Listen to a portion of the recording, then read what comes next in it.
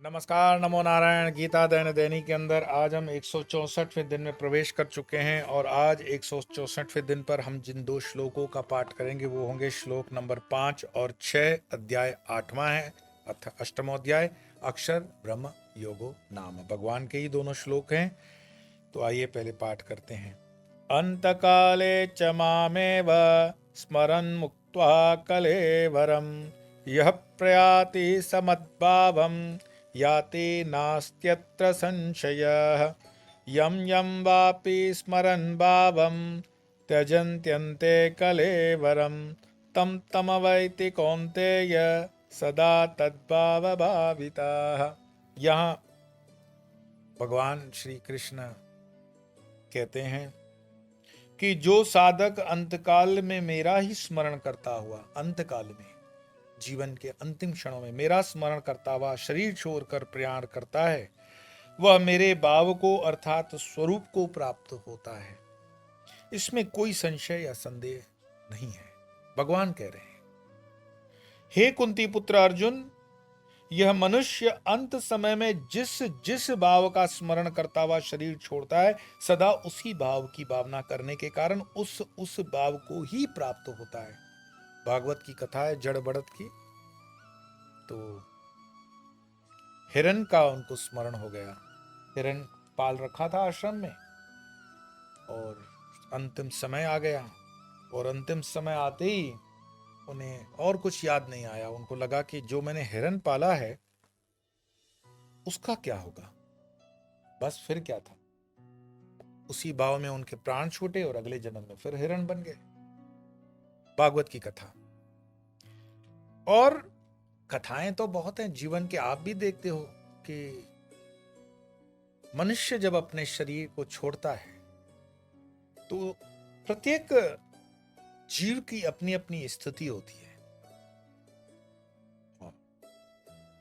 जीवन भर जिसने सिर्फ गांधी छाप नोट ही गिने हो, उसे लास्ट में भी नोट दिखेंगे, मरते हुए उसे कृष्ण नहीं दिखेगा। वो शॉर्टकट में वृंदावन गया होगा, पंडे को 200-500 की बख्शीश देकर के शॉर्टकट में भगवान कृष्ण के दर्शन किए होंगे। हाँ, प्रेमानंद जी के लिए भी कभी खड़े होकर दर्शन वर्शन किया होगा, राधा राधा बोला होगा 2-5 मिनट, लेकिन वो अंतिम क्षण उसका निर्णयात्मक है। काम नहीं लगेगा उसको धन, क्योंकि कुछ समय ऐसा निकालो, प्रेम करो श्री राम से। जीवन में 24 घंटे हैं, 24 घंटों में कम से कम 24 मिनट तुम्हें उस परमात्मा के लिए निकालने चाहिए। अरे इतना तो मुसलमान भी जानता है, 5 बार की नमाज क्यों करता है? वो उसको याद करने के लिए। सनातनी अपने धर्म से विमुख है, इसीलिए ये तकलीफें, और कुछ नहीं। एक सेठ जीवन भर पैसे कमाता रहा, 4 बेटे, सुंदर परिवार, खूब बंगला, गाड़ी, मारियां, गौ सेवा के नाम पर 3-4 गीर की गाय भी, नौकर चाकर, रुतबा, इलेक्शन में पार्टियों को डोनेशन देना, मंदिरों के लिए, राम मंदिर जैसे मंदिरों में डोनेशन देना, सब काम। लेकिन ईडी सीबीआई से बचने के पूरे प्रयास थे उसके, नोटों में पूरा मोह। लेकिन यमराज ये नहीं देखता है कि तुम कौन सी पार्टी से जुड़े हुए हो या कौन सी कंपनी के मालिक हो। क्षण आया मृत्यु का, और जैसे कि हमेशा होता है, शरीर छूटता है तो सब मार्ग बंद होने शुरू होते हैं। एक बेचैनी होती है। आप ये बेचैनी कैसे महसूस करोगे? मुझे नहीं लगता कि किसी पुराण या शास्त्र में ये बात लिखी है जो मैं कहने जा रहा हूं।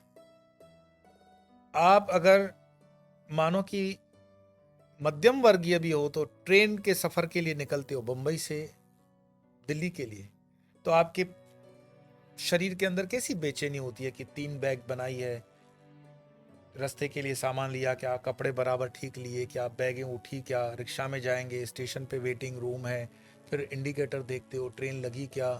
एयरपोर्ट पे भी यही हाल होता है। एयरपोर्ट पे इंडिकेटर लगा क्या, कौन सी गेट पे मेरा इमिग्रेशन आएगा, सिक्योरिटी चेक हो रहा है। एक अजीब किस्म की पेल्पिटेशन।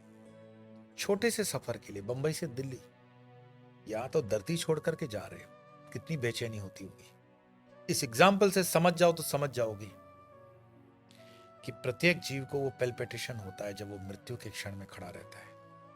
और मेरा सौभाग्य है कि मैं ऐसे कई श्वास छोड़ने वाले लोगों के साथ अंतिम क्षणों में रहा हूं। मैंने देखा है कि क्या तकलीफ होती है। तो मारवाड़ी, इसके साथ मैं खड़ा नहीं था जो मैं बता रहा हूं, इसको तो बस जोक की तरह ही समझना। सेठ जो है वो प्राण छूट रहे हैं और हर तरह की तरतीब की जा रही है। ब्राह्मणों को बुलाया जा रहा है, अन्नदान दिलवाया जा रहा है, फलदान दिलवाया जा रहा है, जलदान दिलवाया जा रहा है, कुछ रुपयों पे हाथ रख के दान करवाया जा रहा है। प्राण निकल नहीं रहा है, प्राण अटक गया, प्राण कंठ में अटक गया है। जब कोई मन में बात रह जाती है तो सीधी सी बात है, वो प्राण अटक गया तो फिर बड़ा परेशान करता है। क्योंकि जिसके प्राण कंठ में अटका हुआ है वो वही जानता है कि उसको क्या चीज बताने से प्राण छूटेगा। हमारे परिवार में मेरे एक चाचा, उनके बड़ी बेटे के अंदर प्राण अटक गया। बड़ा बेटा अबू धाबी के अंदर। अब अबू धाबी से आदमी को आने में उस समय लगता था, और चाचा का जो आंख था वो देख करके समझा गया कि बड़ा बेटा को ढूंढ रहे हैं, वो सबको देख रहे हैं लेकिन वो बड़ा बेटा दिख नहीं रहा है उनको। तो बड़ा बेटा ढूंढ रहे हैं लेकिन उनको मिल नहीं रहा है, और उस वजह से प्राण अटक गया। ये बिल्कुल ऑथेंटिकली मैं बताता हूँ। मेरे पिताजी कि वो बाई थे, तो पिताजी ने एक तरकीब निकाली कि जीव को कष्ट हो रहा है, प्राण अटक गया है, तो क्यों ना कोई बड़े बेटे की आवाज निकाल करके इनको थोड़ी राहत दे कि वो आ गया। तो इस तरह से दरवाजे से किसी ने आवाज दी उनके बेटे का नाम लेकर। समझो उनके बेटे का नाम एबीसी था, तो अरे एबीसी आ गया, एबीसी आ गया, ऐसा करके वे उन्होंने किया, और यहां पर पिताजी ने उनके प्राण छोड़ दिया। देखा नहीं, बस वो वेट कर रहे थे कि वो आ जाए, और उसके आने की संभावना नहीं थी। ये प्राण अटक गया। तो यहां सेठ का प्राण अटका हुआ है। कोई जान नहीं पा रहा है कि प्राण अटका है तो कहां क्या किया जाए। ऊ ऊ ऊ ऊ कर रहे हैं।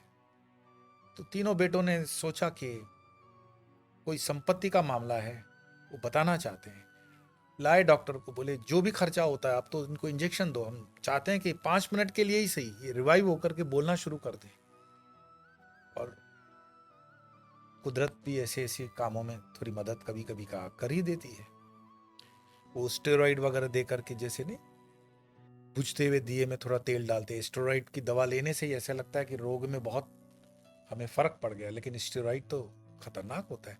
अब वो मरने वाला है तो कोई दिया इंजेक्शन और वो बोल पड़ा तो चारों बट्टे आगे आगे। और पिताजी ने डांट लगा दे हुए कहा कि नालायको, अभी तो मैं गया ही नहीं हूं, और गया नहीं हूं, देख रहे हो दरवाजे पे गाय जो है वो झाड़ू खा रही है, तुम घर कैसे संभालोगे।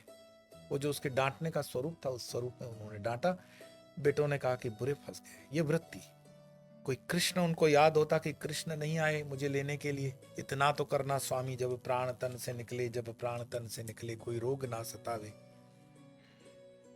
इस तरह की प्रार्थना हो तो यह श्लोक अंतकाले च मामे व स्मरणुक्ता कलेवरम यप प्रयाति समद्भावम याति नास्त्र संशय। इसी प्रकार जो संसार का चिंतन करते हुए शरीर छोड़ते हैं उन्हें संसार की प्राप्ति होती है। यह अध्याय 7 के श्लोक नंबर 23 के अनुसार जो जिसका चिंतन करते हैं उसी की प्राप्ति होती है, ये सेम है। और इस श्लोक में जो मदभाव शब्द है उसका अर्थ ब्रह्म भाव नहीं है, क्योंकि शुद्ध ब्रह्म भाव की वस्तु नहीं है।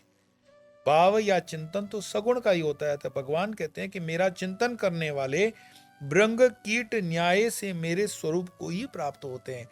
इंक्लूडिंग अगर कोई कीट प्राणी भी उनका स्मरण करे तो उनको वही होगा। यम यम वापी स्मरण भावम त्यजन्ते कलेवरम तम तमवेति कौन्तेय सदा तद्भाव भावित। हे कुंती पुत्र, पुरुष अंतकाल में जिस जिस भी भाव का स्मरण करते हुए अर्थात जिस वासना को भी लेकर शरीर छोड़ता है उसी भाव में भक्ति होने के कारण उसी को प्राप्त हो जाता है। मरण काल में उसी क्षण किसी वस्तु का विशेष चिंतन करने से वासनावश ही वही सामने आ जाती है। जैसे विद्युत केंद्र में संचित विद्युत हजारों मील से बटन दबाते ही तत्काल आ जाती है। तो प्रयास ये रहना चाहिए कि हम इन चीजों से थोड़े निवृत्त हो सकें, और कम से कम अंतिम क्षण में आप इस भजन का रोज थोड़ा प्रयास करें सुनने का, कम से कम कि इतना तो करना स्वामी जब प्राण तन से निकले। जब इस अध्याय को प्रसंगवश चल ही रहा है तो मेरे मन में आया कि आपको ये थोड़ा सा सुझाव दे भी दूं।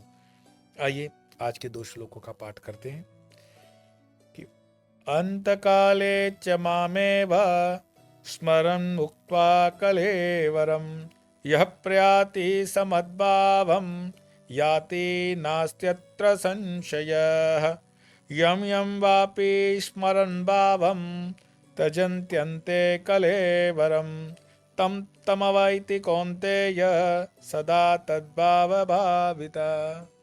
आप कमेंट्स में बताओ कि गीता खुद पढ़ रहे हो, आगे प्रोसीड में किसी को भेज भी रहे हो कि नहीं भेज रहे हो, इतनी कंजूसी क्यों कर रहे हो भाई।